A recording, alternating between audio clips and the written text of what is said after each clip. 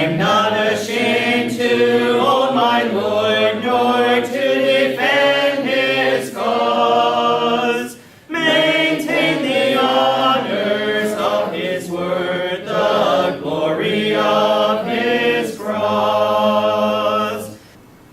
Hello, I am James Brown, and on behalf of the Eastern Church of Christ located in Toronto, Canada, I'd like to welcome you to Wednesday's edition of Walking Through the Bible, a podcast where we seek to study the Bible and the Bible alone. Please stick around afterwards for information on how you can contact us. But for now, if you have a Bible with you, please turn to the book of Genesis, and we'll turn you over to Jeremy Dieselkamp for our study of the day. Thank you, James, and welcome to all of our viewers. This is the 44th lesson in our study of Genesis. Yesterday we covered Genesis chapter 11, verses 10 to 26, discussing the lineage of Shem, the difference in the time span contained in the Masoretic text versus the Septuagint, and the birth order of Noah's sons.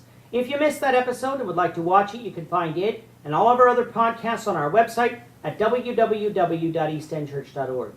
You can also find them on our YouTube channel at www.youtube.com/EastEndChurchOfChrist under the Walking Through the Bible Genesis playlist. Today we're going to begin with Genesis 11:27 and read through verse 32. The text that you'll see on the screen is from the English Standard Version, but you're welcome to follow along with any version that you have. So let's now read Genesis 11, beginning at verse 27. Now these are the generations of Terah. Terah fathered Abram, Nahor, and Haran. And Haran fathered Lot. Haran died in the presence of his father Terah in the land of his kindred, in Ur of the Chaldeans. And Abram and Nahor took wives. The name of Abram's wife was Sarai, and the name of Nahor's wife, Milcah, the daughter of Haran, the father of Milcah and Iscah. Now Sarai was barren and had no child. Terah took Abram his son, and Lot the son of Haran his grandson, and Sarai his daughter-in-law, his son Abram's wife, and they went forth together from Ur of the Chaldeans to go into the land of Canaan. But when they came to Haran, they settled there. The days of Terah were 205 years, and Terah died in Haran. As we began yesterday's lesson, so we begin today's lesson with another Toledoth, or these are the generations of. Based on our conclusions, this would indicate the end of Terah's record contained from Genesis 11, 10 to 26. If we followed our pattern, we'd have to skip ahead to Genesis 25:12 to find the next occurrence of Toledoth. This seemingly would make Genesis 11:27 to Genesis 25:12 Ishmael's record.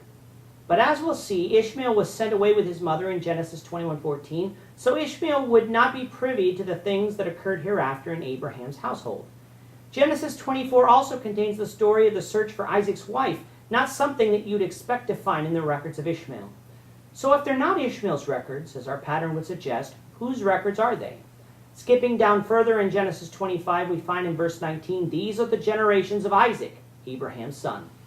Seeing as how Isaac would have been told of the events before his birth by his father, and Genesis 21 to 24 contains the story of his early life, it is more reasonable to accept that Genesis 11:27 to Genesis 25:19 are the records of Isaac, with Ishmael's records being added near the end. When would Isaac have received Ishmael's records? Genesis 25:9 records the fact that Ishmael and Isaac buried their father together, so it is probable he would have received them then. And since Ishmael is Abraham's son, a son whom God said would be a great people, even though they were not the seed of promise, it is quite logical for the Holy Spirit to want to have Ishmael's direct lineage preserved for future reference. So having concluded that these are Isaac's records, what do we learn from the end of Genesis 11? Well, we find that Terah had three sons, Abram, who would later be known as Abraham, Nahor, and Haran. Haran's son was named Lot, a man who will be important in upcoming chapters. Haran also had two other children, Milcah and Iscah. However, we learn that Haran died before their family left their original home, which was Ur, speculated to be somewhere in modern-day Iraq. Next, we learn that Abram and Nahor get married. Abram's wife is named Sarai, later Sarah, while Nahor's wife is named Milcah. From this passage, we learn that Milcah is Nahor's niece. While such a marriage would be usually frowned upon by today's standards, such was practiced at that time. In fact, God would not ban marriage to close relatives until the law of Moses reveals such in the book of Leviticus. Next, we find that Sarai was barren, meaning that she couldn't have children. Remembering this will become important, for God is going to promise Abraham children despite Sarah being barren. And finally, we learn that sometime after the death of his son Haran, Terah uproots his entire family from Ur and seeks to go to Canaan, which would later become Israel. We don't know the reasoning behind this move yet, but God will reveal that in chapter 12. Terah, however, doesn't make it to Canaan, for before he gets there, they settle in Haran, which would today be in southeastern Turkey. It would be in Haran that Terah would die at the age of 205. With that, our time is up for today. Please join us, the Lord willing, tomorrow, when we will continue our study of Genesis, beginning with Genesis 12, verse 1. Thank you, Jeremy. And to our viewers, we also thank you for watching. Don't forget to subscribe to our YouTube channel by clicking on the subscribe button below. Should you have any questions or comments, please leave a comment below or email us at answerintheword@gmail.com. We'll try to respond to you as quickly as we can. We hope you'll join us, the Lord willing, tomorrow when we'll be continuing our study of the book of Genesis. Goodbye for now and have a great day.